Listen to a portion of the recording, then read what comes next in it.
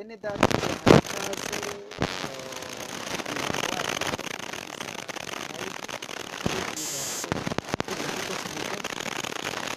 amateraniro yacu twatangiye icyumweru aho turi kwiga ubwiru bwa Daniel 11 ndetse n'intambara y'ubuherwe n'amikasikazi. Muhawe ikaze nanone, Imana ihumugisha cyane. Ndizera ko biri bubaryohere cyangwa se bisanzwe bibaryohera, ariko tuzi neza ko kuwiteka byose nta na kimwe kidashoboka, bityo rero turashimana ko idufashije tukatugejeje iki gihe. Rero tubahaye ikaze kugira ngo twige ijambo ry'Imana, kandi koko birakwiriye. Ndashaka kugira ngo twige amagambo amwe, tugiye guhuza imirongo itatu mu byanditswe byera. Ariko reka mbabwire icyigisho tugiye kwiga icyigisho kivuga ngo imyaka 1260 gasenya, gakandagira, ubuturo bwera n'umurwa wera. Imyaka 1260 gasenya, gakandagira, ubuturo bwera. Agahembe ka kabiri.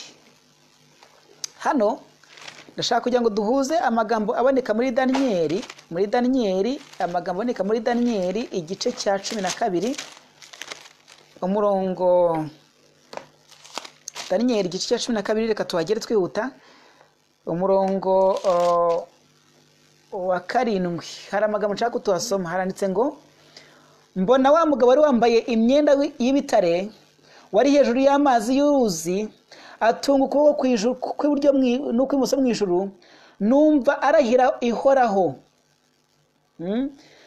arahira ihoraho iteka ryose ngo bizamara igihe n'ibihe n'igice cy'igihe, kandi ati nibamara kumenagura imbaraga z'abera byose bizahera ko birangire.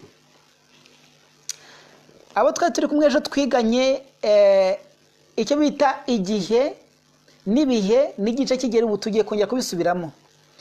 Tugiye kwiga neza ngo mbese igihe cy'imperuka cyatangiye ryari. Ubu niho tugiye kwigira, noneho n'umurongo tugiye kwigiraho. Nanone kandi turaza kumenya ngo mbese hano Daniel umuhanuzi w'ishobora byose avuze amagambo meza cyane, avuga ngo iki? Wa mugabo wambaye imyenda w'ibitare wari hejuru y'amazi y'uruzi, atunga ukuboko kw'iburyo n'ukw'ibumoso mu ijuru, ubwo amanika amaboko yose icyarimwe, numva arahira ihoraho iteka ryose ngo bizamara igihe n'ibihe n'igice cy'igihe, kandi ati ni 20 igihe bizamara, kandi ati nibamara kumenagura imbaraga z'abera ibi byose bizahera ko birangire. Bitubwira ko ikizabaho ni igiki? Bitubwira ko ikizabaho ari ukumenagura imbaraga z'abera muri icyo gihe, mu gihe kingana n'igihe, ibihe n'igice cy'igihe, imbaraga z'abera zarazimo kumenagurwa.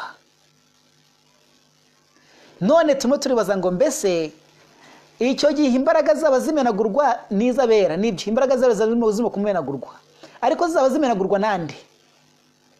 Ikindi, none se icyo gihe n'ibihe n'igice cy'igihe n'igihe kingana iki kigomba kuzashira imbaraga z'abera zimenagurwa? Hano dukomeje gatoya tugasoma muri Daniel igice igice cya 11, dusome mu gice cya 11, dusome amagambo ahari. Umurongo wa 40 handitse ngo nuko mu gihe cy'imperuka umwami w'ikusi azamutera. Iyi mirongo ndashaka ko tuyihuza.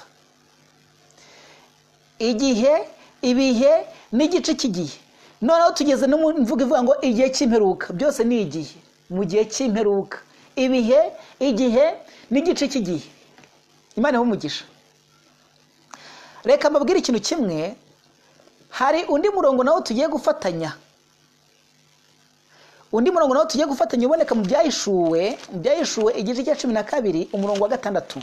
Ndashaka kugira ngo tuhagere twihuse tuhasome naho, hanyuma niturangiza tujye mbere twumva icyo umwami ashaka ko twumva. Aha ngaha igice cya 12 cy'ibyahishuwe havuga iby'umugore n'ikiyoka, ariko ku murongo wa 6 turanditse ngo uwo mugore ahungira mu butayu, aho afite ahantu yiteguriwe n'Imana kugira ngo bamugaburireyo kumara iminsi 1230. Yesu ashimwe. umugore uzahungira mu butayu ahunga iki? Umugore uzahungira mu butayu akagenda kugira ngo ajye kumarayo igihe, ibihe n'igice cy'igihe, cyangwa se nkuko tubisomye hano, uwo mugore ahungira mu butayu afite ahantu yiteguriwe n'Imana kugira ngo bamugaburireyo kumara iminsi 1260. Ibintu hari ahantu bihuriye rwose, imirongo hari ahantu ihuriye. Igihe, ibihe n'igice cy'igihe, kandi icyo gihe kikazashira imbaraga zawe zirimo kumenagurwa. Nanone tubona neza guhunga kw'iki k'umugore, umugore mu mvugo ya gihanuzi bivuga itorero, tubona guhunga k'umugore ahungira mu butayu aho Imana yamuteguriye guhungira kugira ngo ajye kugaburirwayo, kubera ko hari ahantu atarimo kugaburirwa. Uwo mugore ahungira mu butayu aho afite ahantu yiteguriwe n'Imana kugira ngo bamugaburireyo kumara iminsi 1260. Hari abantu twajya tugana nkabwira rero mbabwiza ukuri, ubundi buri gihe iyo itorero ry'ubupapa rigiye ku ntebe ya leta, iyo rishyizwe ku ntebe ya leta kugira ngo ritegeke, itorero ry'Imana rijya mu butayu. Ni ihame rya buri gihe. No muri kino gihe cyacu aho ubupapa buhawe ikaze n'ibihugu, muri kino gihe cyacu nabwo niko bigomba kugenda. Ubwo itorero rya Kiliziya Gatolika rihindutse itorero ribwiriza ubutumwa, kandi kubwiriza ubutumwa kwaryo gusobanukiwe, ubu tuvugana icyumvikana n'uko itorero ry'Imana rigomba kujya guhanura mu butayu. Ntabwo itorero ry'Imana rigomba gukomeza guhanura ahagaragara. Kubera iki? Kubera ko Kiliziya Gatolika, cyangwa se kubera iki? Kubera ko ubu bwami bwavuzwe, ubupapa k'Agahembe gato ka kabiri kamaje gufata amadini yose, kamaje gufata ibitekerezo bya leta, kamaje gufata ibitekerezo by'abakomeye, kamaje gufata ibitekerezo by'abacuruzi, kamaje gufata buri cyiciro cyose cy'ubuzima, karangije kubifata. Ni igihe cyo kwitorero rigomba guhungira mu butayu. Wabyanga wabyemera. Hano itorero ryahawe amababa yo guhungira mu butayu kugira ngo barigaburireyo kumara iminsi 1260. Ubundi iyo twiga ubuhanuzi dusanga iyo tuvuze iminsi, umunsi umwe, Bibiliya bidusana nk'umwaka. Dufite imirongo myinshi ya Bibiliya ibihamya, dusobanuza ibyanditswe bindi. Mu yandi magambo, iyo tuvuze ngo ni iminsi 1260, ubwo ni imyaka 1260. Kandi nayo Bibiliya irimo kuvuga ngo ni ibihe, igihe, igice cy'igihe, icyo gihe kigomba gutangira ryari, kigomba guheruka ryari. Icyo twabonye ko kigomba guheruka mu minsi y'imperuka, nkuko twabonye mu murongo wa 40. Turaza kugira igihe cyo kubisobanura neza. Ariko kandi ndashaka kugira ngo tumenye iki ngiki. Iyo tuvuze ngo ibihe, igihe, igice cy'igihe, ibihe ni imyaka 2, igihe ni umwaka umwe, igice cy'igihe ni amezi 6. Ubwo mu yandi magambo, iyo ukusanyije iminsi iri mu mezi angahe, iri mu myaka 3 n'amezi 6, usanga ari iminsi 1260 nk'iyavuzwe hano mu byahishuwe, bigaragaza imyaka 1260 itorero ry'Imana rigomba kuzahana riri mu butayu. Igice cya 10 cy'ibyashoye cyaravuze ngo Bibiliya nayo ubwayo yagombaga guhanura iri mu butayu, ihanura mu butayu, itahanura ahagaragara. Mu yandi magambo, bitwereka ko itorero rizaba rishyigikirwa Bibiliya rifite biriya mu ntoki, ibyanditswe byera mu ntoki, rizahanura ahatagaragara, ahari mu mwijima, mu bihanamanga, mu ishyamba, hehe, ahantu hatazwi. Bagomba gushinga amashuri, bagomba gushinga ibigo by'ivugabutumwa, bagomba gushingira aho babwiriza mu buryo butandukanye, bagomba gukora umurimo wabo muki mwibanga, ahantu hatagerwa, ahantu abanzi babo batagera gute, batabasanga. Ariko iyo dusomye amagambo aboneka mu gice cyo mu ndirimbo za Salomo, hari amagambo nshaka ko dusomamo. Igitabo bita indirimbo za Salomo, Salomo umunyabwenge avuga iby'umukwe n'umugeni. Hari ibintu yavuze nshaka kugira ngo tubibyumve neza. Iherezo ryo kuba mu butayu kw'itorero, iherezo by'imyaka 1260 ni irihe? Hari cyagomba kuba ku iherezo ry'imyaka 1260 nk'uko cyavuzwe n'umuhanuzi. Nyuma y'uko itorero ritegetswe kujya guhanura mu butayu, rikajya kuri umugati wari cyangwa se rikajya kuri ijambo ry'Imana mu butayu, aho ridatabangana n'umwanzi, aho ryategetswe kuguhunga rikava mu kirikava rigakurwaho ubwene gihugu rikajya gwana mu butayu. Hano hari umurongo nshaka kugira ngo twiteho. Uyu murongo nshaka kugira ngo twiteho ni umurongo mwiza cyane. Haranditse ngo iki igice cya kangahe? Igice cya 8. Iyo dusomye igice cya 8 cy'indirimbo ya Salomo, hari amagambo nshaka gusoma ku murongo wa 5. Hari haranditse ngo uriya ninde uzamuka ava mu butayu. Yesu ashimwe. Uriya ninde uzamuka ava mu butayu, niko ijambo ry'Imana rimo kubaza. Uriya ninde uzamuka ava mu butayu, mbese yagiyeyo ryari? Uriya ninde uzamuka ava mu butayu yegamiye umukunzi we? Uyu murongo murabumvishe? Yesu ashimwe. Uriya ninde uva mu butayu? Ni umugore wavaga mu butayu yegamiye umukunzi we.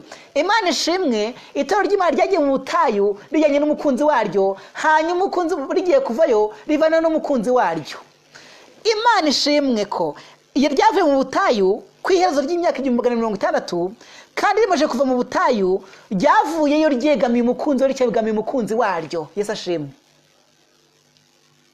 Indirimbo za Salomo, umubwiriza w'umuhanga avuga neza iki kigereranyo, yaravuze ngo igice cya 8 umurongo wa 5 anditse ngo uriya ninde uzamuka ava mu butayu yegamiye umukunzi we. Ninde uzamuka ava mu butayu yegamiye umukunzi we? Itorero ry'Imana nk'uko byavuzwe na Daniel bikavugwa n'ibyahishuwe, ryagomba kujyagwana mu butayu rikamara imyaka 1600. Niyo mpamvu turimo kwiga imyaka 1600 agahembe gatoya karimo gukandagira ubuturo bwera n'umurwa wera. Nicyo cyisho turimo kwiga. None rero twabonye mbese intangiriro y'imyaka 1600 ni yihe, iherezo ryayo se ni irihe? Mbese itangiriro ry'imyaka 1600 ryagomba kugira gute? Ryagomba kubirihe? Cyangwa se iherezo ryayo ryagomba kubiri? Ni iki kintu cyari kuranga kugira ngo itorero ryegwana mu butayu? Ryagomba kurangwa n'iki? Ni ibihe byari gutuma itorero ryegwana mu butayu? Ikindi ni ibiki byari gutuma itorero riva mu butayu rikazamuka ryegamiye umukunzi nk'uko twabibonye hano? Twarangije kubona ko mu gihe kingana n'imyaka 1600 cyangwa se amezi 42 cyangwa se imyaka 3 n'igice, twabonye ko itorero ry'Imana ryagomba kuva hehe? Ryagomba kuva mu butayu ryegamiye umukunzi waryo. Ariko se ryari kujya mu butayu gute? Itorero ry'Imana ryari kujya mu butayu gute? Ni iki cyari gutuma itorero risunikirwa kujya mu butayu? Ni iki cyari gutegeka itorero kujya mu butayu? Abo twari tukumwe ni mu mugoroba washize twari turi kwigana neza iby'ubupapa, uburyo ubupapa bwagiye ku ngoma bumaje kurandura ubuvandari, ubwastrogoti n'ubuheruri. Icyakurikiyeho ni igiki? Icyakurikiyeho nuko ubupapa bwahawe ikuzo bukajya ku ngoma bugategeka isi yose, kugira ngo bugire gute? Kugira ngo butagira uko byugumva kimwe n'uburwanya. Bumaje kujya ku ngoma kandi koko ababwigometseho bwa mbere bwarabatsembye. Bubatsembye, reka nkubwire ikintu cyakurikiyeho, bahise bahunga bajya gwana mu butayu, bategetswe guhunga nyine. Itorero ry'Imana ryo mu bihe bya mbere, ndavuga mu mwaka guhera muri 300 na kuzamura hejuru, byagiye rihura na karengane k'ubupapa kugeza mu mwaka wa 700. N'ubu ngubu akarengane kagiye gukomeza. Icyo gihe nicyo gihe ryamaze rihana mu butayu, igihe kingana n'imyaka 1600 ndaza kwibaciramo. Muraza neza kumva neza uburyo ubupapa maje kurandura ubuvandari, ubwastrogoti n'ubuheruri. Ubwo Daniel avuga ngo nta mahembe atagomba kuranduka. Icyakurikiyeho ni igiki? Icyakurikiyeho nuko umuntu wese utarushyigikiye ubupapa yagize gute? Yategetswe guhunga. Ahungira hehe? Uhibaza nanjye mpibaza. Mu butayu.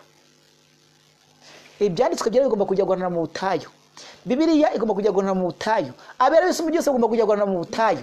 Itorero ry'Imana rikajya mu butayu. Ndashaka kugira ngo twumve neza. Icyo gihe umugabo bita Justinian akoresha umugabo w'ingabo bita ngo ni Barisarius.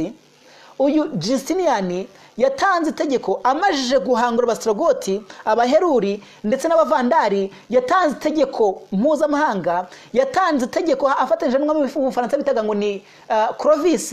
Atanga itegeko avuga ngo itorero rya Kiliziya Gatolika riba itorero rya buri muntu wese aho nyobora hose. Ikindi abantu bose nta muntu ugomba kugira imyizerere mishyashya, cyane ko bamaze igihe barwana n'ubuhakanyi bw'ubuki bw'ubuvandari n'ubwasorogoti n'ubuheruri bitono bwa arianisme. Aravuga ngo abantu bose bagomba guhura myizerere ya Kiliziya Gatolika. Imyizerere yindi yo ku ruhande ntabwo tuyishaka. Idini y'universe igomba kwemerwa n'isi yose, igomba kwemerwa na leta yanjye y'aba Byzantine, ni idini ya Kiliziya Gatolika. Utabyemera ndakurimbura ku mugabane wanjye. None se wakumva iryo teka ukaguma hamwe? Iteka ry'uko ugomba kuba uwa Kiliziya Gatolika, iteka ry'uko umunyagihugu wese agomba kuyoboka idini ya Kiliziya Gatolika, iryo teka uramutse uryumvishe ubundi waguma hamwe. Urumva wagira umutima utuje ukarya ngo mfite igihugu cyumbamo. No muri kino gihe niko birimo kugenda. Ibihugu bimwe byarangije guha ikaze Kiliziya Gatolika, byarangije kuvuga ngo reka mabwire ikintu kimwe, tweguriye igihugu cyacu Kiliziya Gatolika.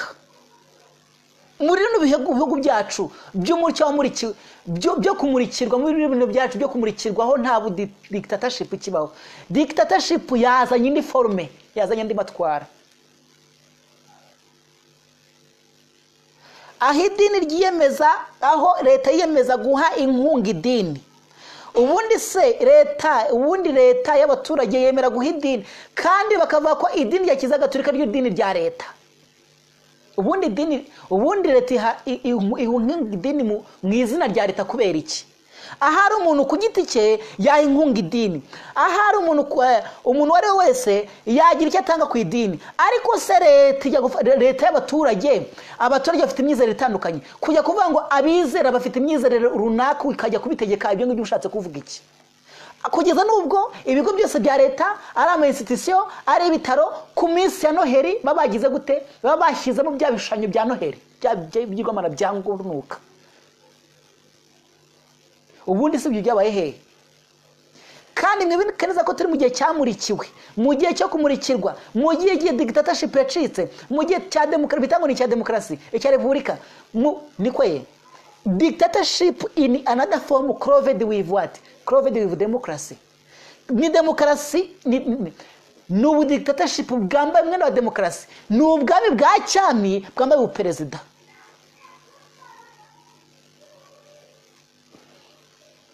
Hanyuma rero ku iteka rya Justinian, ba Justinian muri cyo gihe babaye benshi, ariko Justinian mukuru ni perezida wa Amerika. None rero abandi nabagomba gukurikiza igitekerezo cya Justinian perezida wa Amerika. Justinian atanga itegeko ry'uko umuntu wese wo mu gihugu cye, umuntu wese wo mu ngoma ya Roma, umuntu wese wahategeka, ko idini iri universe yemewe ari Kiliziya Gatolika, ariyo dini ya leta.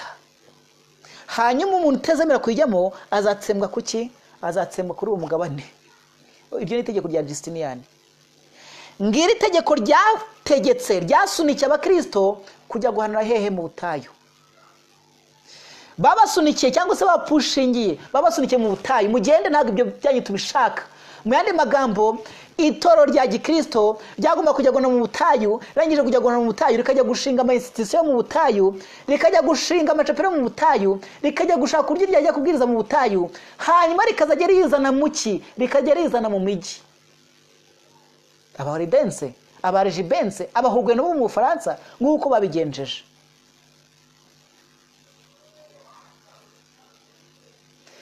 Agahembe gatoya nuko nguko kagiye kazamutse ari gato nako niko byagenze, hanyuma karakura kagera no mu ngabo zo mu ijuru.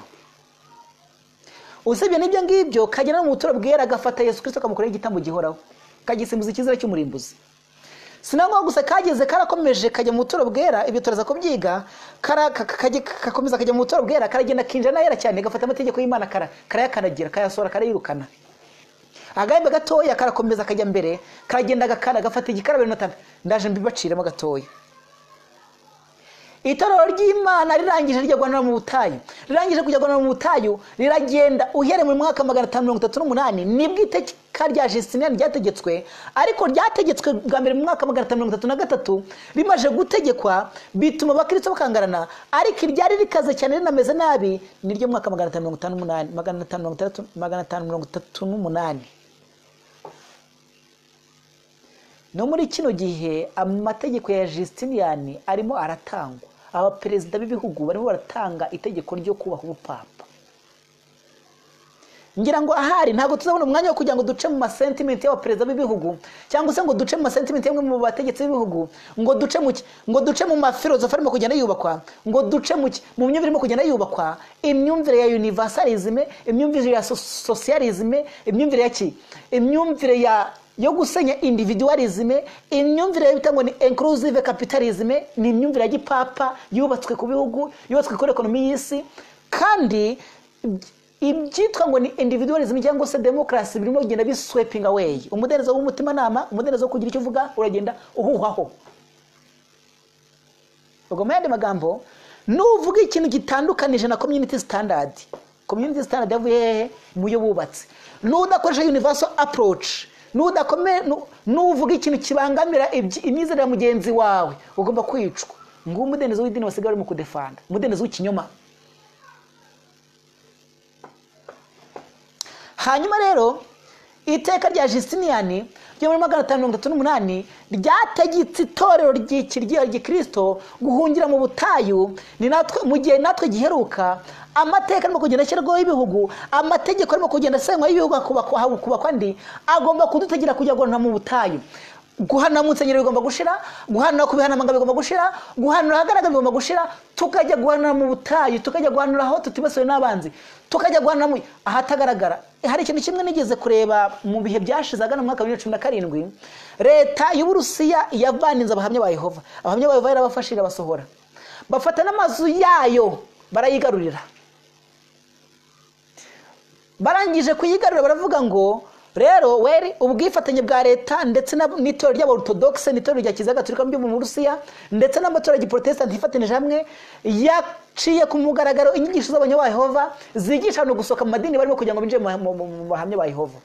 Proselytic teachings cyangwa se ni proselytic teachings cyangwa se inyigisho zibwira abantu kugira gute gusoka mu idini barimo. Izo nyigisho ntabwo zigenda zikwiye gucibwa, ndetse baranavuga ngo n'abadivantisi umunsi wa 7 nabo bagomba kwinjira muri ako gace,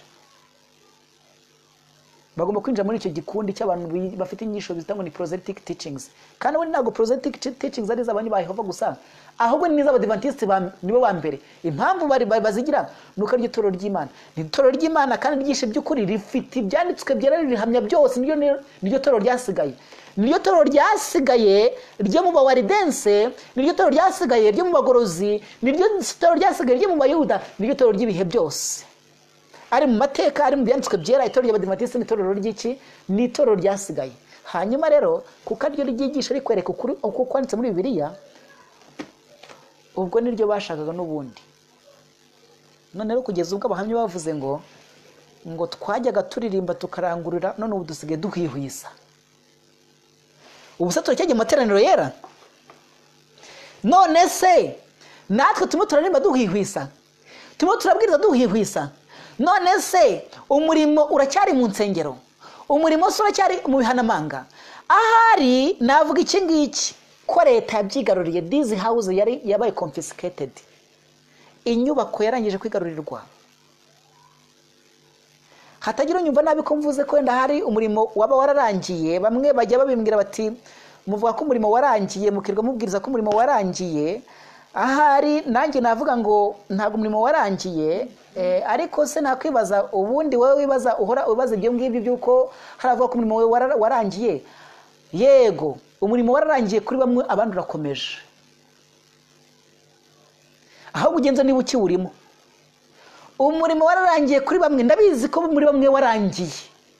Ibyanditswe ntago niko ntago Imana izahora yihanganira abantu iteka. Ntago ndivuga ngo umurimo wawe wararangiye, ariko ndabizi ko umurimo kuri bamwe warangiye. Niba atari ko mu bidefanda nimukora iki ngiki, nimukora nk'uko Imana itegeka. Kubera ko umurimo w'Imana warangije gushiftinga, umurimo warangije kwerekeza mu kindi cyerekezo, Imana igiye kurangiza mu buryo bwayo. Imana nabonye ngo nasomye amagambo aboneka muri testimony for ministers ngo God will establish irregular line to finish the work. Imana izakoresha umurongo udasanzwe muri irregular line. Ikibazo uremera gukora na irregular line? Uremera kujya guhana mu butayu? niba ushaka kujya guhanura ahagaragara ntago ahagaragara hakiraho guhanurirwa, ahasigaho guhanurwa he? Ni mu butayu. Mu butayu ni heza, ni ku mbuga nkoranyambaga, n'inyandiko, kunyanyagiza inyandiko, kugenda urugo ku rundi. Pastor, uremera kuyoboka ikimana gutegeka muri cyo gihe cyo gukora gutyo? Mubwiriza butumwa murayiki, uremera gukorana n'Imana gutyo? Niba utemera gukorana n'Imana gutyo, umurimo wawe wararangiye. Ngiki gisubizo rwose.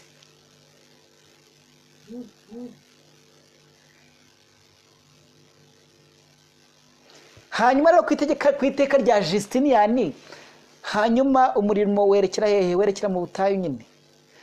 Itoro ry'abavoduwa, itoro ry'abarwaridense, itoro ry'abajibense, itoro ry'abahugweno, amatorero yose agenda ashamikira ku Bukristo, agenda yimukira hehe? Agenda yimukira mu butayu. Agenda yimukira mu butayu. Kandi mu kwimukira mu butayu bituma ukuri kugera kure kurusha uko kwigeze kugenda.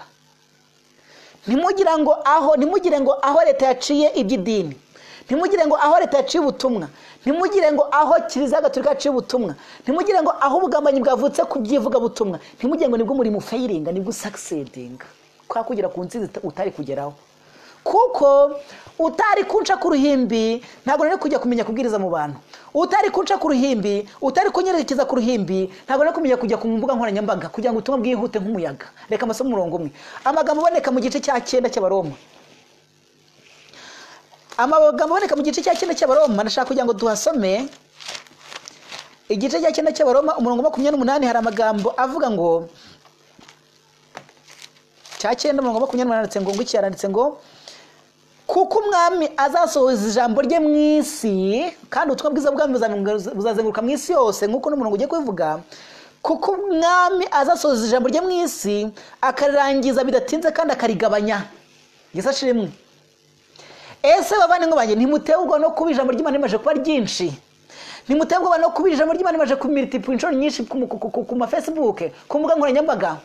Ubwo mwaba barimo kurwana ngo turakoresha imbuga nkoranyambaga, mbese ntimuterwa no ko ririmo kugenda rizenguruka ku isi, ahantu hose harimo kugenda hagira ijambo ry'Imana?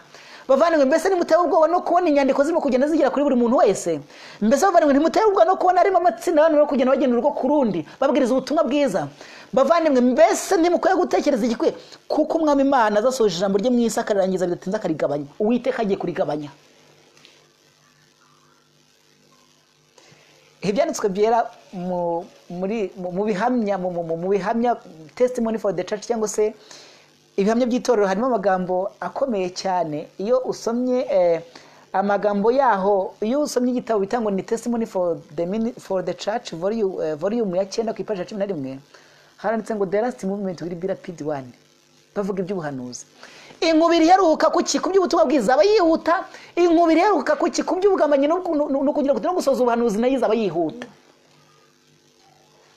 Hanyuma Justiniani arangije ategeka itorero ry'Imana kujya guhanura mu butayu.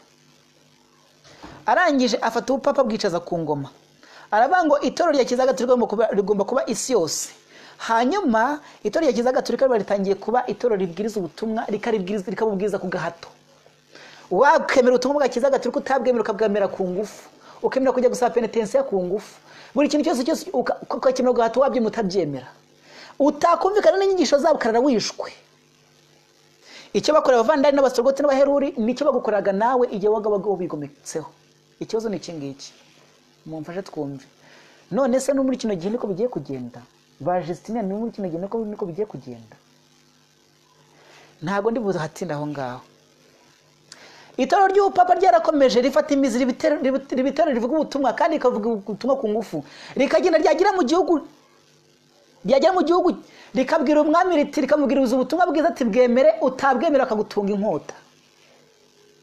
Hariho umuntu wigeze kumbwira ngo Kiliziya Gatolika ngiza mu Rwanda, kandi uko amateka n'ukuri, ngo Kiliziya Gatolika iza mu Rwanda, ngo bakubwirizaga ubutumwa, ngo babone utabemereye ibyo bashaka bagagutunga imbunda. Padiri wigisha ivanjiri aje kwigisha ivanjiri, afashe Bibiliya na gatigisimu, yamara kukubwira gatigisimu babone utabyemeye akagutunga imbunda. Mbega itorero. Ni nako byagiye bigenda mu bihe byose rero burya.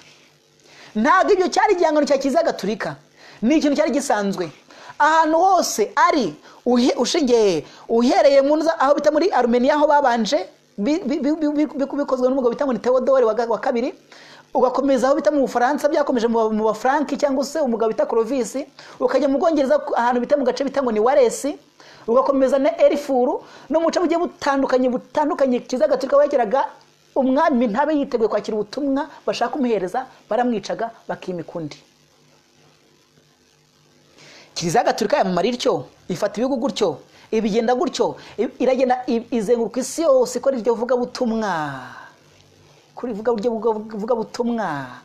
Hanyuma abemeye ubutumwa bwiza bundi bakajya guhanira mu butayu. Hanyuma haza ikindi cyiciro nacyo cyabagendaga babwiriza, nabo bashaka kubabwiriza ngira ngo ahari abawardense abaregibense barahunze, bahunga iteka rya Justinian, bahungira mu byaro kure, bahungira mu mashyamba, bajya kubaka insengero zabo ahantu kure cyane, bajya kubaka aho bagomba kwandikira, bagahinga bibagoye mu buryo bukomeye, mu buzima bababaje, barahunga bagira gute birabayobera. Ariko ikintu cyashimishije ntabwo ubutumwa bwiza bujya butsindwa, kandi ubwo bwatangiye mu gice cya Syria bahunga bwaragiye bunagera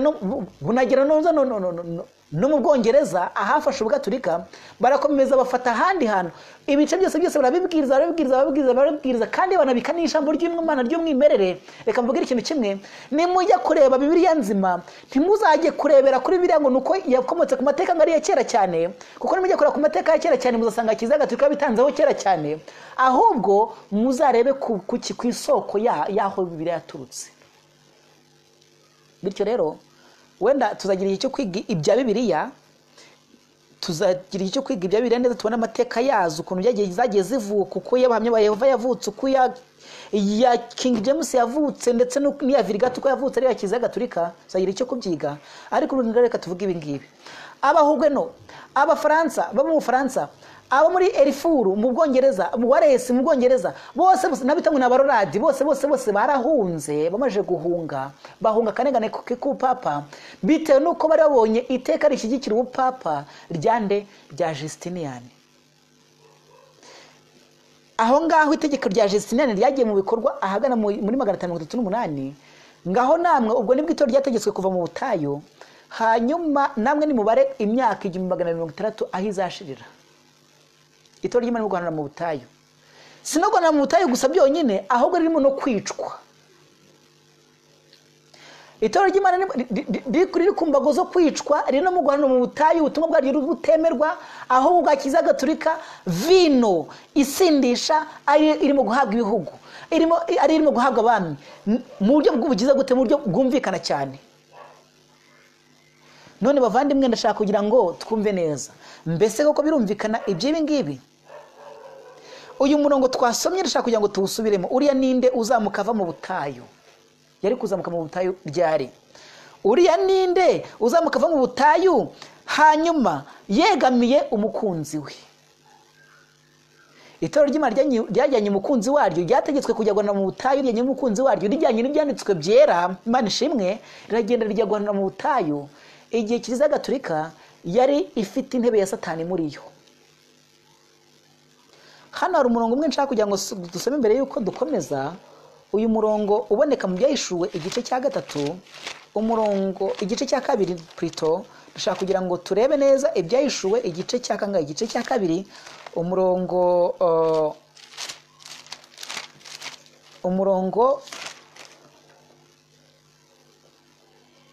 wa 10 wa 13 no 14 no 15 haranditse ngo, wandikire marayika w'itorero ry'Iperugamu uti, ufite inkota ityaye ubugi impande zombi, aravuga amagambo ati, nzi aho bako ari intebe y'ubwami bwa Satani iri.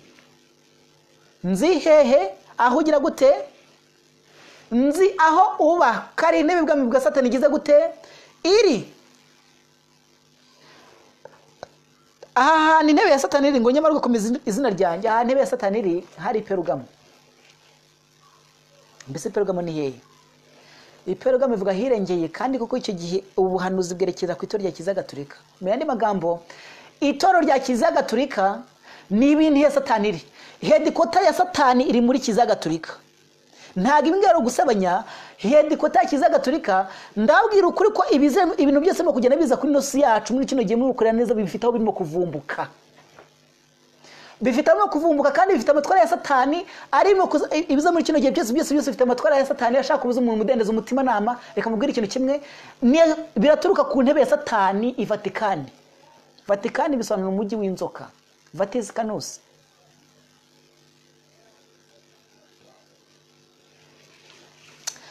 Hano tujya mbere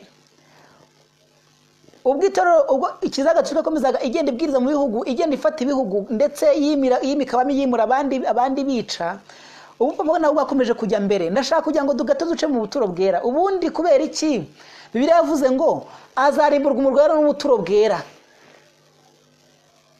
kandi ubwo buturo bwera n'umurwa wera azabikandagira igihe kingana n'imyaka 160. Ubundi ubuturo bwera iyo tugiye kureba neza bwubatswe Abisirayeli bo mu butayu. Imana bategetse ko ubuturo bwera ku itegeko Mose yabahaye.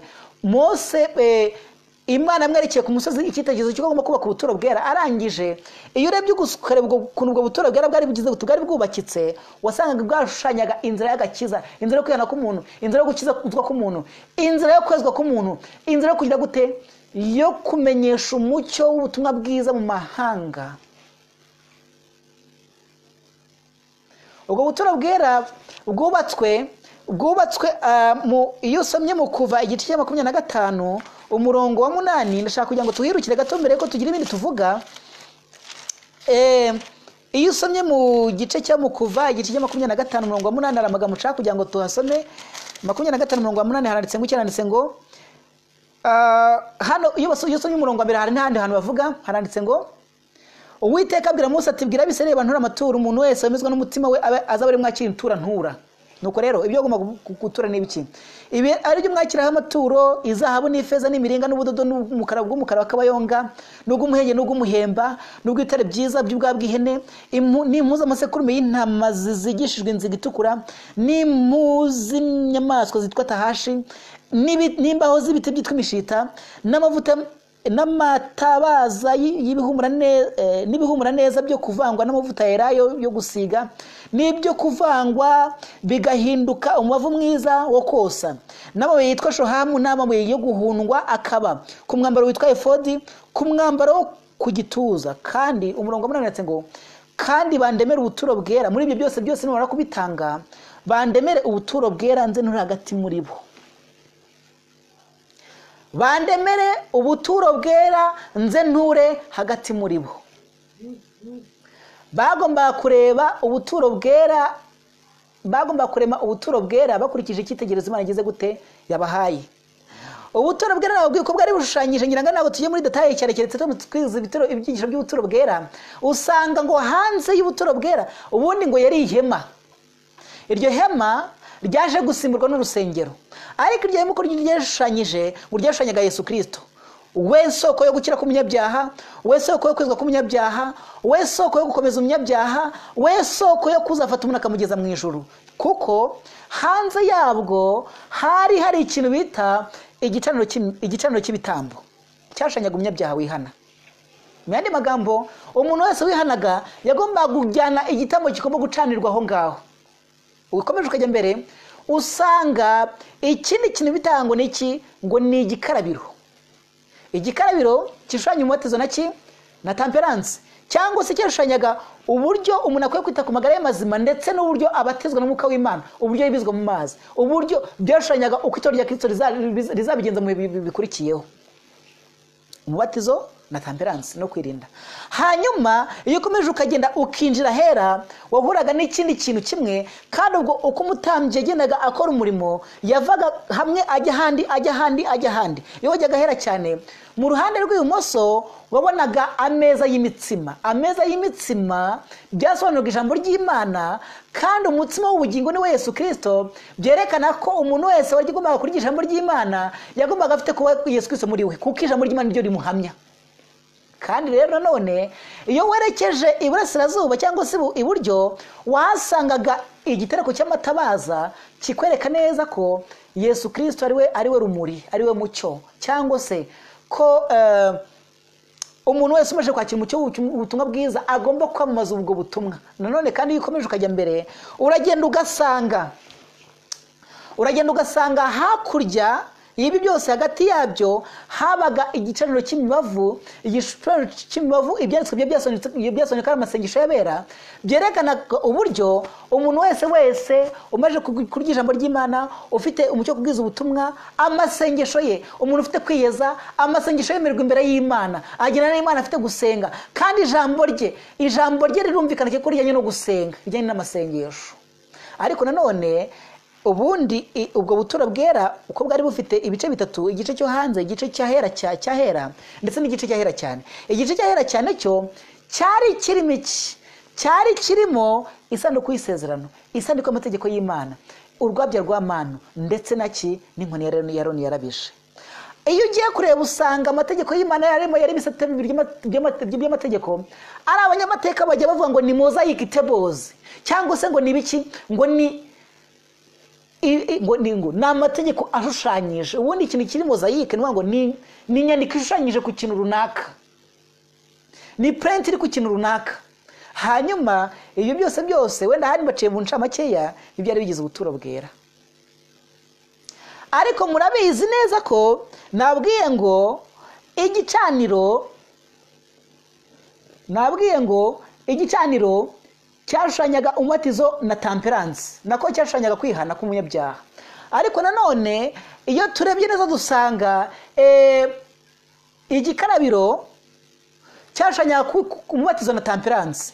None tugende turebereza mu yandi magambo, ubundi ngo byari ishusho nziza yerekana uko itorero rya Gikristo rizagira gute rizakora. Mu yandi magambo, itorero rya Gikristo ryagomba kwizera Yesu Kristo wenyine nk'umuhuza w'umuntu n'Imana. Icya kabiri, rikamwemera nk'iki, nk'uwo wenyine ubasha gukiza ibyaha.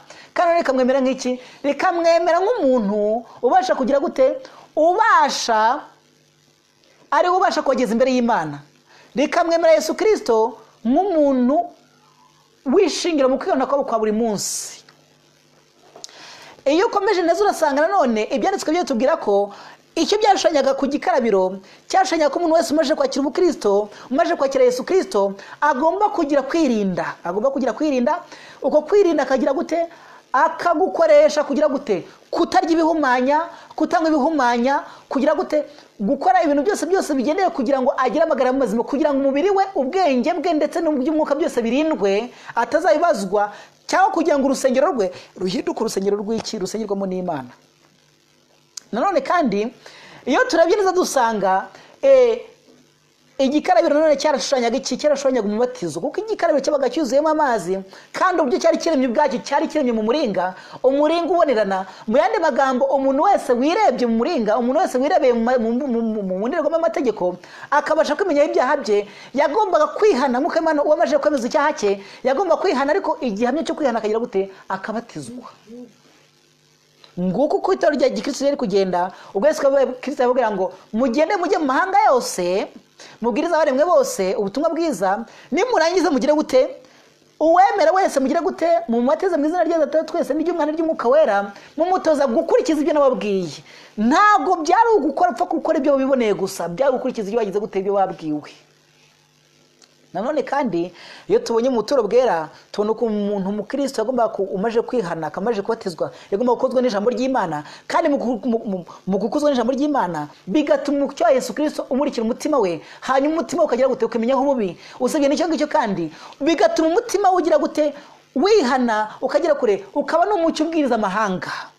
Imico ye yo umutima ikabwiriza, kuko umutima murikiwe n'izuba ryo gukiranuka. Ikindi bigatuma uwo mukristo agira gute, abwiriza abo mucyo ku mahanga, atwara ubutumwa bwiza, nawe akajya kubwiriza abaremwe bose. Kandi ikindi akaba arangwa n'ugize gute, n'usenga. Hanyuma rero agahembe gatoya ko karavuga ati bisimba ikangwa. Agahembe gatoya kagomba kugenza nk'uko gashatse,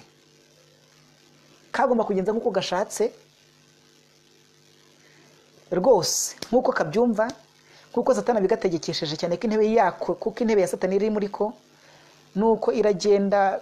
Barangije hano iyo dusomye duturuka muri Daniyeli igice cya 11, noneho tunasoze. iyo dukomeje Daniel igice cya 11 umurongo wa kangahe umurongo Daniel chapter 11 igice cya 11 iyo dusomye tubona amagambo hano ahari haranditse ngo nukazasubirayo yitaye kubaretse isezerano ryera. Ibyo twarangije kubona ko ari intambara z'ubuvanire bwa Sorogoti n'ubuheruri kuki ku papa azahagurutsa ingabo z'iki z'ubupapa nazo ziraje. Noneho sasa rero azahagurutsa ingabo ze zono ni igihome zono ni ubuturo bwera n'igihome zikoraho igitambo gihoraho gishyireho ikizira cy'umurimbuzi. Buretse bumve neza ijambo ry'Imana. Ubwo mu yandi magambo ingabo z'iki z'ubupapa zirahagurutse. Ingabo z'ubupapa zirahagurutse zatangiye ari ingabo za leta, nyuma za kuba ingabo z'iby'umwuka zaje kwitwa abajesuite, zaje kwitwa iz'abadominikani, iz'abafransisikani. Ni muri ubwo buryo. Hanyuma rero ingabo z'iki ingabo za leta zirahagurutse zihagurukijwe n'ubupapa kugira ngo zijye konona ubuturo bwera n'umurwa wera. Mu yandi magambo umurwa wera ni ubwoko bw'Imana kujya kurenganya bera bisuma byose. Abahungiye bajye mu butayu, Kiliziya Gatolika irabatukurikiye mu butayu kugira ngo ijye kubicirayo, ijye gutsemba iby'Imana nkuko byakabaye. Kandi kuko niko byagenze. Kiliziya Gatolika yatsembye abahugweno, Kiliziya Gatolika yatsembye abanuza yatsembye abarejibense bo mu Faransa, mu Bafranki, yatsembye itsinda ryari mu Bwongereza barimo kubwizwa n'Abanglo-Saxon. Kiliziya Gatolika yatsembye abawaridense bari mu misozi ya Piemo. Itsinda abandi bari bihishe mu misozi ya Katakombe, Martiri de Katakombe. Iragenda ikora umurimo wo kwica, imanuka muri Afurika ahari harakiri ubukristo, iragenda irica. Hanyuma ahita abashije kugera ifondo ubuyisilamu burahagera, butse mu bukristo bwose bwakurikizaga amategeko y'Imana nk'uko biri mu mutima yabwo. Kiliziya Gatolika irangije imaje gufata gahunda yo kugira ngo ihindure iby'ubutumwa bwiza ibishyire mu ishusho yabwo. Icyambere yabanje gufata Yesu Kristo, imikora y'igitambo gihoraho, irangije imika ikizira cy'umurimbuzi. Ikizira cy'umurimbuzi mu kanisa nibwo bupapa. Ubu mwandi magambo ikizira cy'umurimbuzi ni iki n'abapadiri. Ikizira cy'umurimbuzi ni iki? Ni inzego za Kiliziya Gatolika. Kugeza kuri papa no ikizira gikuru, ariko ikizira cy'umurimbuzi ni iki? Nizo nzego za Kiliziya Gatolika. Bitewe ni iki? Kuko zaje zitwa umutambyi zihakana utambyi bwa Yesu Kristo mu ijuru. Bivuga ngo mwene bagabo no kuvuga ngo ntabwo Yesu Kristo yaje, cyangwa se yaraje ariko bye ntabwo tubyizera neza. Bityo rero twebwe dukeneye twebwe Kiliziya Gatolika dukeneye abatambyi bandi bashyashya nkuko byari imbere, kugira ngo tugire gute, kugira ngo duhuze umuntu Imana n'umunyabyaha. Bityo rero bahita bashyiraho intebe ya penitensiya ngo genda usanga umutambyi ujye kwicuza. Umutambyi nawe agusabire, akubwira ibyo ugomba kuvuga. Hanyuma ibyo biramutse bivuyeho, barangije baravuga ngo rero tumaje kubona n'ikindi, tumaje kuvumbura n'ikindi, tumaje kubona n'ikindi kinyuma Satani amaje kutwinjizamo neza. Hari iyo tumaje gusinda neza tukumva turacyumvishe neza. Nubwo tumaje gusinda umwuka mubi wa Satani, tugiye gushyiraho n'iki n'intebe n'intebe ya mase cyangwa se misa. Baravuga bati rero ni byiza cyane dukurikije ibyirwamana kandi dufite mbere, kuko na mbere bari bafite abatambyi barabagiraga i Roma. Mwibuka neza ko twaza ngo ni ba Pontifex Maximus, abatambyi b'ibyirwamana by'i Roma, nibo bari abatambyi bakuru. Banyine bati abatambyi nabo bakoreshaga iki? Bakoreshaga imitende y'izuba kugira ngo basenge, kandi barangije bafata icyo bita ngo ni Eucharistia, bazishyira mu bikombe by'izuba. Ukwezi n'izuba birahuye. Ibyo ni ibintu twakwiga bukira bugake, ni ibihe dufite n'ibitoyi. Hanyuma barangije bashyiraho igitambo cya misa. Baravuga ngo igitambo cya Kristo ntabwo gihagije kugira ngo kize umunyabyaha. Hanyuma bagira gute? Bashyiraho igitambo cya misa kugira ngo cyongere cyunganire igitambo cya Yesu Kristo. Niyo mpamvu rero mu gitambo cya misa bakora imihango ya gipagani mibi cyane, gufata amazi bakagenda bacuncumira gutya. Ni ibintu by'ubupagane bwimbitse, ibintu by'iki by'ubupfumu bwa gipagane bya kera. Uwanyumva yagira ngo ndimo ndasaba ibya Kiliziya Gatolika, ariko umuntu uri munyubire mu ruhande rwo gusaba Kiliziya Gatolika nta kimva na Kiliziya Gatolika. Kiliziya Gatolika iramutse itorero ry'ukuri narijyamo, nagiye mu Adventiste wa karindwi mvuye mu Anglikani. hanyuma hakurikiye iki ibyo Kiliziya Gatolika imaze kubikora kandi ubwo murabyumva neza uko irimo gusenya iki ubuturo bwera nako irimo gusenya n'umurwa wera uko irimo gusenya ingingo z'ikizi by'umwuka zashyizwe na Yesu Kristo niko irimo no kujya gushakisha abari ndetse kugira ngo ibatse irimo kujya gushakisha uko kumena kugira ngo ibutsembe byarangiye gute se byarangiye Kiliziya Gatolika ifashe none igeze ku by'igikarabiro bityo rero umubatizo uhindurirwa ikindi kintu umubatizo haho kugira ngo bibe baptisme biba baptisme mu yandi magambo hawe y'ibita ngo ni effusion ni ugufata umuntu ukamusikaho amazi ubundi umubatizo ubwo n'ibyanditswe byera nuwo kwibiza hanyuma Kiliziya Gatolika ivuga ati rero we ni byiza ikurikije ubwibone bwa Constantino wibatirishije umubatizo w'iki umubatizo ku gahanga hanyuma Kiliziya Gatolika ivuga ngo tugomba kuzajya tubatirisha ku gahanga kandi tukazajya tubatiza n'impinja bityo rero imihango y'igipagani yakorwaga mbere yo gufata abana ngo bafataga abana b'impinja ngo barangiza ngo bakababatirisha amazi bakabasika amazi ku gahanga ngo barangiza bakabasiga n'amavuta ngo barimo kugira ngo abana bazakore bafite imbaraga mu bigirwamana byabo urongera uwo muhango ugarutse muri Kiliziya Gatolika yego kandi biri tubwira ngo ku iherezo Kiliziya Gatolika it will become the habitation of devil ku iherezo Kiliziya Gatolika izahinduka icumbi ry'abadayimoni ahanirwa imyuka byose n'ibisiga bihumanye niko ibyesho byavuze ibyesho 18 mu yandi magambo ibizira bizakomeza bikora kugeza muri Kiliziya Gatolika uhereye muri kiriya gihe ibizira bizakomeza bikora mu gihe cyacu it became the habitation of devil the cage of unclean spirit and hateful bed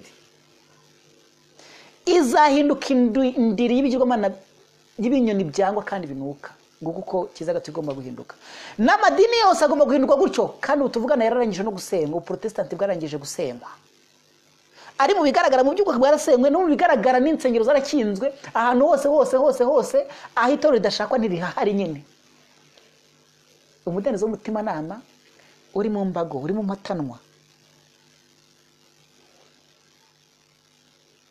Kiliziya Gatolika irakomeza isenya ingingo z'ubuturo bwa nk'uko zari zubatswe na Gikristo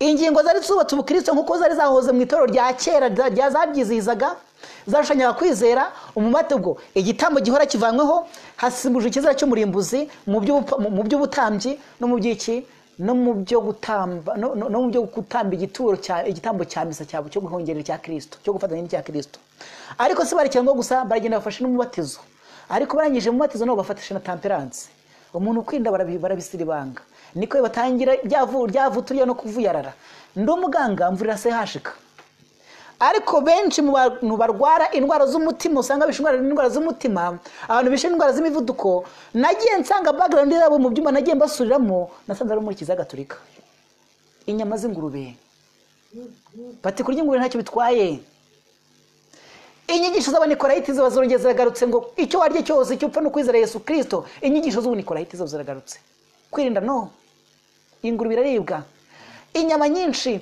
inzoga nuko nguko dore nuko byibereye ntacyo kurya na kimwe cyanduza ngo inyigisho yaje kujya gute gufata ihame hanyuma Kiliziya Gatolika kandi ubwo ukurimo gusenya ingingo z'ubuturo bwera nakirimo gusenya iki nimukorimo gusenya umurwa w'Imana abakristo itorero rya Gikristo imira risanga mu butayu ikajya kuri hondagurirayo abaje kubwiriza bavuye mu butayu bazaga ngo batiteguye gusubirayo bitewe nuko bashakirwa na Kiliziya Gatolika bari impongo zihigwa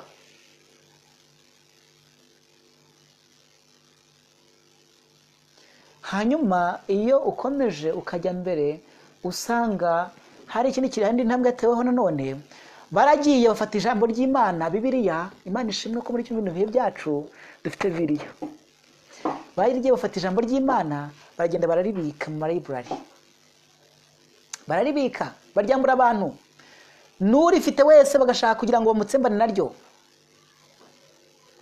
barakomeza Bibiliya agomba kujyagwana mu yandi magambo ubundi ngo bihaye ubutware buvuga ngo ibyo Bibiliya ivuga nanjye mfite ubushobozi bwo kubivuguruza ubwo niko papa bwavugaga ngo ko nahawe ubutware nande na Yesu Kristo mbega ubutware wahawe ko bupfuye buri profane nuko ibyo ngibyo birivaho none baca ikintu biteye kuvuga ubutumwa kubukwakiza gaturika kandi nabwo mu mwimerere wabyo cyangwa se mu kubwiriza ubutumwa aho utakiri ubutumwa bakagira gute bakakwica. Ngibyo uko ibintu byagiye bigenda. Nuko rero ubwo birumvikana neza, ndagira ngo mubyumve neza, igihe cyarageze kiza gaturika itsemba iki? Itsemba twadutse ko twose twakurikizaga Bibiliya, ariko twe twarafashe intana, twe twarabwirije, twarageze kure, twarambutse, twarageze mu Bushinwa, twarageze mu bigo bya Perise, twarambutse, twarageze mu Buhinde, twaragumbutse, twarageze ahantu hose kuryo cyo kugira ngo kizaga turike ijye gusenya imyumvire yubatswe n'iki n'utwo dutsiko. Byabaye gukoresha intwaro kujya kwica iboheme no mu bice bigiye bitandukanye kugira ngo bajye gutsinda. Byabaye kugira ngo ubukristo bujye gutsindwa, byabaye ingume kugeza ubwo kizaga turika bigezeho irabatsemba burundu, irangije kubatsembaho. Hanyuma umwijima mu by'umwuka uratangira. Umwijima mu by'umwuka uratangiye. Igihe cy'umwijima abantu ntibakigira ijambo ry'Imana. Igihe cy'umwijima ubwo barimo bakora ibintu bwishakiye. Igihe cy'umwijima ubwo barimo burubaka ibyo bushatse bwose, kugeza n'ubwo byagiye bikurikirana, kugeza n'ubwo bageze no ku mategeko y'Imana. Ariko ibyo mategeko y'Imana byo byanashe mbere, ntabwo ndirwa mbivuga. Amategeko y'Imana yo isabato bari barayikuyeho mu kinyejana cya mbere rugikubita. Ibyo gusenga ibigirwamana mu nama y'Inisa nawe barabigize gutora by'imitse rugikubita. Isabato muri Bibiliya imaze gutsindwa, isa no kwisezerano nayo imaze gukorwamo, amategeko y'Imana amaze gukorwamo, hanyuma bigenda bite? Bituma umwijima ukomeza kubudika. Nuko rero ituro ry'Imana ryagomba guhanura mu butayu, ryagomba kuhanura mu butayu ryambaye ibigunira, ryagomba kuhanura igihe kingana n'imyaka 160. Ku iherezo ituro ry'Imana ryagize gute? Ryavuye rinesheje. Ituro ry'Imana rinesheje, Kiliziya Gatolika itsinzwe. Ariko nanone Bibiliya ivuga ngo inyamaswa yakomerekeje uruguma rwica, upapa bwakomerekeje uruguma rwica. Hanyuma amaje komeretsa uruguma rwica, ituro ry'Imana riva mu butayu rya guhanura ahagaragara. Ubupapa nyuma yo gukora amategeko y'Imana, ubupapa nyuma yo gukoraho igitambo gihora cya Yesu Kristo, ubupapa nyuma yo kugira gute? Nyuma yo gukuraho igikarabiro, nyuma yo gukuraho umubatizo muzima na temperance y'ukuri, nyuma yo gukora ijambo ry'Imana, nyuma yo gusenya ubuturo bwera bwose n'umurwa wera, amaje kuwusenya. Hanyuma ubupapa bwaje gutsindwa. Ariko ntabwo nigeze mubwira iby'ubuprotestanti, wenda byo tuzanabivuga n'ejo. Protestant tuzavuga n'ejo, tureba neza inkomoko y'iki y'ubuprotestanti, y'amadini y'Igiprotestanti muri kino gihe, tuzabyiga ejo. Hanyuma igihe rero cyarageze, twabonye umurongo uvuga ngo mu gihe cy'imperuka umwami Kusi azamutera. Ndashaka kugira ngo tugarukire aho ngaho. Mu gihe cy'imperuka umwami ku murongo 40, mu gihe cy'imperuka umwami Kusi azamutera. Hano mbese umwami Kusi uvuzwe ninde? Ni ubukristo? Oya rwose. Hano muri icyo gihe cyo kurenganya abakristo, muri icyo gihe cyo kugaragara nk'aho iby'Imana byatsinzwe, muri icyo gihe cyo gutsemba ubugorozi, muri icyo gihe cyo gutsemba waridense, abarejibense, muri icyo gihe cyo kugira gute? Cyo gutsemba ingingo z'iby'Imana, guhisha ibyanditswe byera muri uwo mwijima wose. Mu gihe cy'umwijima, ku iherezo ry'igihe cy'umwijima, nibyo haje kubaho iki? Haje kuzamuka indi myumvire ya gishitani isa n'ivuye ikuzimu. Imyumvire ya gishitani isa n'ivuye ikuzimu. Iyo myumvire ya gishitani isa n'ivuye ikuzimu yakomotse he? Yakomotse mu gihugu cy'Ubufaransa. Ubufaransa, imyundo batwa mu Bufaransa, wenda nayo tuzayije cyo kuyiga. Imyundo batwa mu Bufaransa niyo yarangije intambara z'ubupapa, niyo yatumye abakristo bava mu butayu bakajya he? Bakajya kubwiriza ubutumwa ahagaragara. Nibyo koko ibyabayeho ni biki? Ibyabayeho nuko mu Bufaransa hazamutse imbaraga ya gipagani, hakana iby'Imana, isenya Kiliziya Gatolika, igasenya n'ibindi byose, igafata biri ikazitwika, ikaramya ikigirwamana cy'ubwenge. Hanyuma muri uyu nkubiri y'imino batwa mu Bufaransa, bituma hashingwa amatsinda menshi cyane yo kurwanya ubukristo. Ariko ku iherezo haza kubuzaho bitamo ni Empereur Napoleon Bonaparte hamwe n'umugabo w'ingabo, baza gufata Papa Pio baramufunga. imbaraga y'ikuzimu yazamutse, imbaraga ikora mu masosiyete akora mu ibanga yazamutse mu Bufaransa, amasosiyete akora mu ibanga yo mu Bufaransa yarazamutse cyane cyane ko ari nacyo gihugu cyavuze mu bupagani buremereye cyane. Birivuga ngo ni imbaraga ivuye ikuzimu, kandi kuko ni imbaraga ivuye ikuzimu yaraje itsemba Bibiliya, itsemba ubugaturika, itsemba ikintu cyose cy'ukuri. Anaci yaraje igira gute, ihuhaho buri kintu cyose cyo guhuha, iragira gute kimaraho, hanyuma yongera itangira bundi bushyashya. Tuzagira igihe cyo kugira ngo twongere tubyige neza, ubu ntago tubyiza tubyita turimo gushaka gusoza. Hanyuma rero hano iyi mbaraga mu gihe cy'imperuka umwami w'ikusi azamutera. Mwibuka neza ko twigize kuvuga ko umwami w'ikusi mu bihe bya kera, mu bihe by'abaroma yari ubwami bwa Egiputa, no mu gihe cy'ubugiriki ubwami bwo bugiriki, ubwami bwa Egiputa ubwami bwa Egiputa bwari ubwami bw'amajyepfo.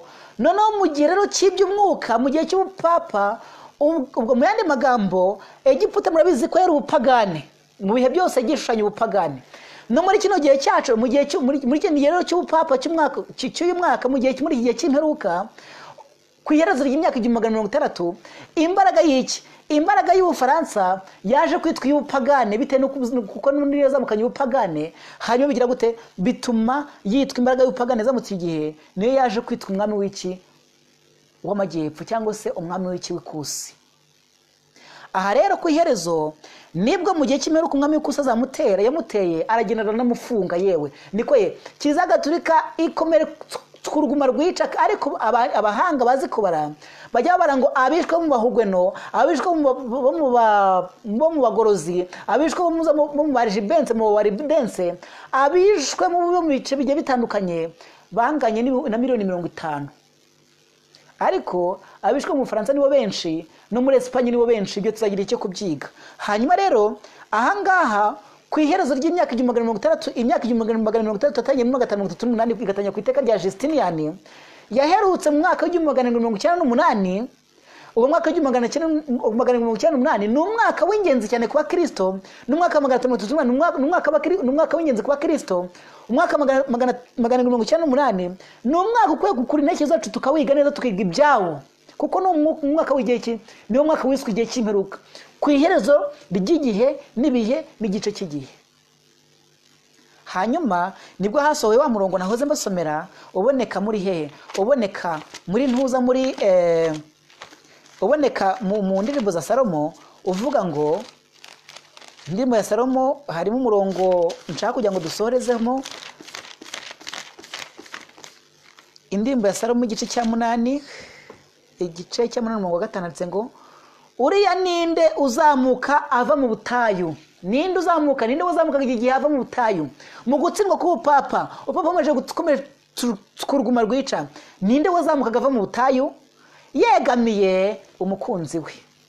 Ubwo mu yandi magambo ni umugeni wa Kristo wajyanye na Kristo mu butayu, azamuka yegamiye umukunzi we. Yesu ashimwe. Azamuka yegamiye umukunzi we. Mu gihe cyacu natwe kubw'inkubiri isa niyahozeho hambere, natwe tugiye guhanura mu butayu, ariko ndabamiza yuko tuzazamuka twigamiye umukunzi wacu Yesu Kristo. Imana ihabwe icyubahiro. Ngaho rero reka dusoreze aha ngaha, twigisha ibintu birebire bitewe nuko ari cyo gihe tugeze mu nyirangahari, ariko Uwiteka dushoboze kugira ngo dukomeze kumva ikijwi ry'Imana rivuga muri kino gihe. Reka dusenga Imana. Turagushimiye nyiringabo Imana kugira neza kwawe kwinshi. Tugushimiye kuri Imana itarondoreka, kandi Imana idukunda mu bihe byose. Turakwinginze kugira ngo udufashe kandi turwanirire. Mu izina rya Yesu tugeze mu gihe cyo kujya mu butayu, turakunze kugira ngo tujyane, maze nituva mu butayu tuzamubwe twegamiye umukunzi wacu ari wowe. Ngaho dufashe kandi tugendere mu izina rya Yesu. Amen.